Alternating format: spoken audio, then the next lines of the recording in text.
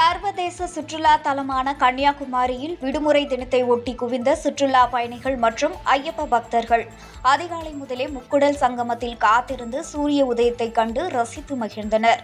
சர்வதேச சுற்றுலா தலமான கன்னியாகுமரியில் ஞாயிறு விடுமுறையை ஒட்டி ஏராளமான சுற்றுலா பயணிகள் மற்றும் ஐயப்ப பக்தர்கள் அதிகாலை முதலே முக்குடல் சங்கமிக்கும் திரிவேணி சங்கமம், படித்துறை, சன்செட் பாயிண்ட் ஆகிய பகுதிகளில் குவிந்திருந்தனர்.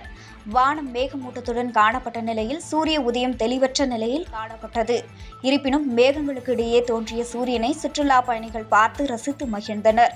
மேலும் சூரிய உதயத்தை தங்களது செல்போன்களில் புகைப்படம் எடுத்து கொண்டனர். பின்னர் கடலில் குளித்து பகவதி அம்மன் கோவிலுக்கு சென்று அம்மனை தரிசனம் செய்தனர். கடற்கரை பகுதிகள், கடை வீதிகள் மற்றும் பூம்புகார் கப்பல் போக்குவரத்தின் சுற்றுலா படகு குழாம் ஆகிய பகுதிகளிலும் சுற்றுலா பயணிகள் மற்றும் ஐயப்ப பக்தர்கள் கூட்டம் அதிகமாக காணப்பட்டது.